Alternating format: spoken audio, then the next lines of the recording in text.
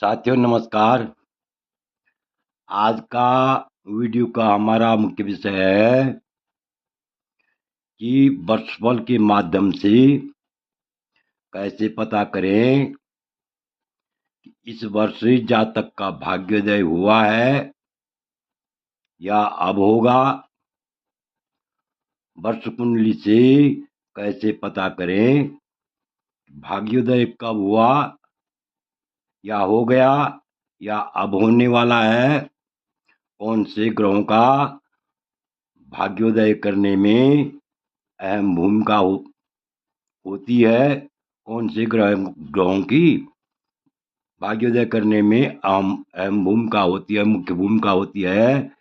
इसी विषय पर हम विस्तार पूर्वक चर्चा करेंगे। तो देखेंगे कि इस जातक का माना जो है, किसी की कुंडली हमने जो है, जो वर्ष कुंडली है हमने 2024 की लगाई और ये 2024 में इस जातक का जो वर्षफल है वो अक्टूबर महीने का है माना। उदाहरणतया अक्टूबर महीने का जन्म है और 2024 की वर्ष कुंडली बनानी है। तो वर्ष कुंडली में हम देखेंगे कि इस जातक का भाग्योदय हो गया है या होने वाला है। तो देखिए,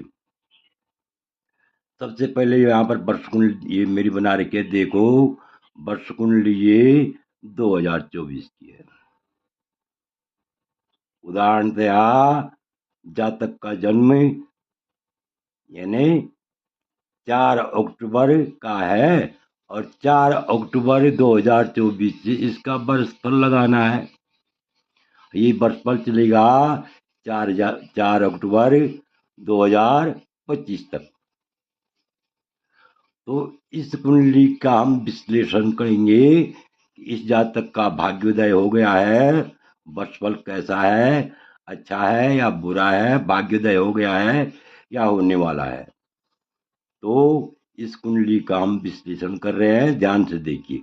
इससे पहले मेरा आप लोगों से अनुरोध है, यदि आपने अभी तक मेरा चैनल सब्सक्राइब नहीं किया तो अवश्य सब्सक्राइब करने का कष्ट कीजिए, वीडियो को लाइक कीजिए, शेयर कीजिए।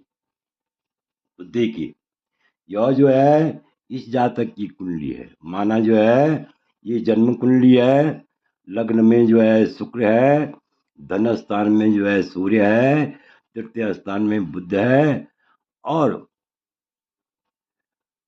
चतुर्थ स्थान में मंगल है। इसी प्रकार षष्ठ स्थान में जो है केतु है और नवम स्थान में जो है बृहस्पति शनि है और द्वादश में चंद्रमा और राहु है। तो इस प्रकार से ये जन्म कुंडली है, इसके आधार पर हमने वर्ष कुंडली बनाई।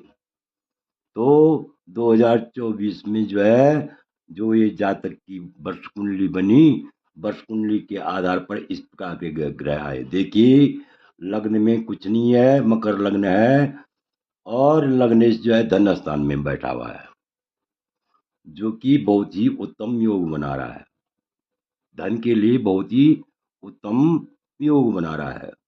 तृतीय स्थान का राहु भी शुभ माना जाता है, शुभ फल की वृद्धि करता है। तृतीय स्थान के ग्रह और एकादश स्थान के सभी ग्रह जो है शुभ फल देने वाले होते हैं। यहाँ पर जो है पंचम भाव में बृहस्पति है। ये जो पंचम भाव में बृहस्पति है, यह भी जो है इधर जातक का जन्म कुंडली में जो है नवम है, यहाँ पंचम भाव में आ गया। यहाँ जो है नवम भाग्य स्थान में था, यहाँ पंचम भाव में आ गया। यहाँ पर शत्रुनाशक मंगल भी है, वर्षफल में छठवां मंगल बहुत शुभ माना जाता है। और दूसरी बात यह है कि इधर इस जातक का जो है जन्म कुंडली में रोचक योग भी है, जो कि उत्तम फल की प्राप्ति करता है। इसी प्रकार जो है यहाँ पर जो है नवम स्थान में देखिए, सबसे कमाल के ग्रह हैं ये, सबसे भाग्योदयी ग्रह है। यहाँ पर देखिए सूर्य, बुध और मुंथा। नौवीं मुंथा भी भाग्योदय कारक होती है। और दूसरी बात यह है कि ये जो है यहाँ पर नवम भाव में बुध यानी बुध जो है कन्या का बुध है, कन्या का क्या है, बुध है, जो कि उच्च है। यानी नवम भाव में उच्च का बुध होना, इस जातक के लिए नवम भाव में उच्च का बुध होना और नवम भाव में मुंथा का होना, ये पूर्ण रूप से ये ग्रह भाग्योदय करने में पूर्ण समर्थ है। तो देखिए इस प्रकार से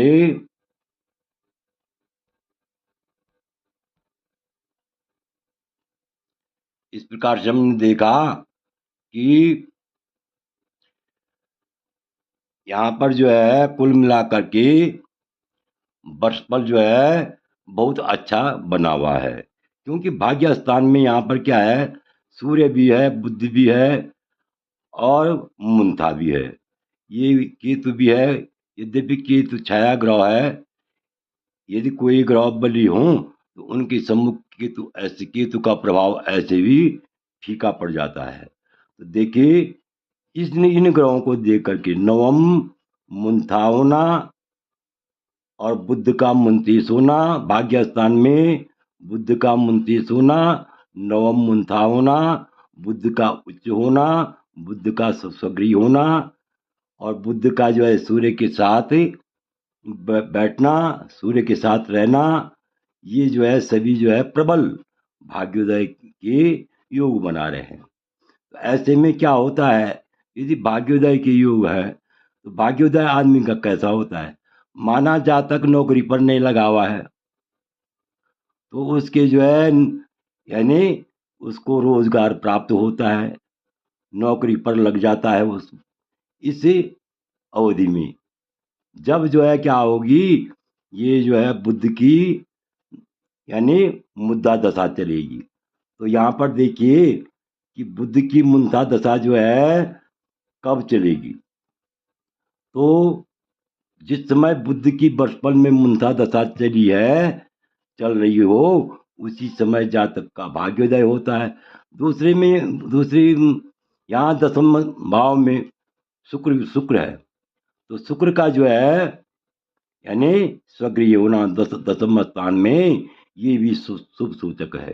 अर्थात राज्य पक्ष से ऐसे जातक को लाभ की प्राप्ति होती है, यानी जिस भी व्यवसाय में है वो उस व्यवसाय में उसको अत्यंत सफलता मिलती है।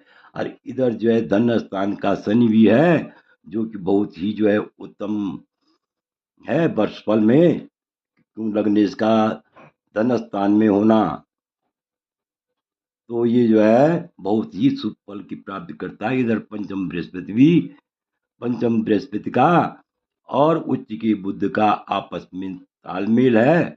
यदि ऐसा जातक कोई प्रतियोगिता परीक्षा देता है तो अवश्य ही जो है उसको जो है क्या होता है, सफलता प्राप्त होती है और कठिन से कठिन प्रतियोगी परीक्षा में वह जो है सफलता प्राप्त करता है। तो देखिए अब ये कब सफलता भाग्योदय कब हुआ है या होगा, तो इस विषय पर हम जो है अब देखेंगे, आगे देखेंगे कि यहाँ पर देखिए जन्मेश, लग्नेश और भाग्येश ये कब चलेंगे, कैसे चलेंगे, इस विषय पर हम जो है देखेंगे कि यहाँ पर जो है ध्यान से देखिए।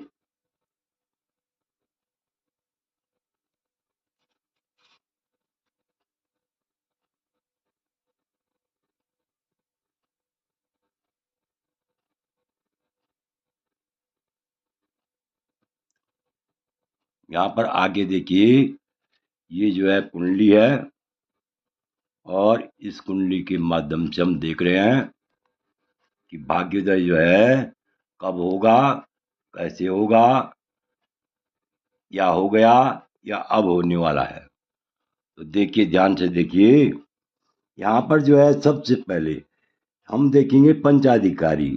सूर्य जो है जन्मेश है और शनि जो है यहाँ पर शनि यहाँ पर जो है वर्षिष है, बुध मून 30 है, तेरी राशि से मंगल है, और इसी प्रकार जो है बुध जो है दिनेश भी बुद्धि हुआ, वर्षराट भी बुद्धि हुआ। तो यहाँ पर हम देखेंगे ये बुध, जो ये बुध था हमारा भाग्य स्थान में, जो ये बुध था, तो इस बुध का जो हम देखेंगे कि ये बुध कब कब थी इसकी दशा। इसकी दशा थी 13 मार्च 2000 यानी 25 से 4 मई 2025 तक, 1 महीने 21 दिन। तो इस बीच जो है इस जातक का जो है सभी कार्य, रुके हुए कार्य पूर्ण होने के योग थे, भाग्योदय कारक योग थे। जिस भी जिस भी कार्य में वह रत था, जिस कार्य की का इच्छुक था, उस कार्य में इसकी सफलता के योग थे, और इसके मनोरथ पूर्ण हो गए हैं। इस प्रकार से हमें वर्षफल से पता चल रहा है कि वर्षफल में जो है यहाँ पर पूर्ण सफलता के योग थे। इधर जो है शुक्र शुक्र भी जो है राज पक्ष में है, ये 25 मई से 25 जुलाई तक था। आगे शनि भी ठीक था। कुल मिलाकर के यह वर्षफल जो है बहुत ही उत्तम बना हुआ है। यह वर्ष जो है ऐसे जातक के लिए अति उत्तम फल देने वाला है, इसमें कोई संदेह नहीं है। आशा है कि आप इस वीडियो को भली भांति समझ गए होंगे। बीच में अवरोध हुआ उसके लिए क्षमा चाहता हूँ। वीडियो देखने के लिए बहुत बहुत धन्यवाद।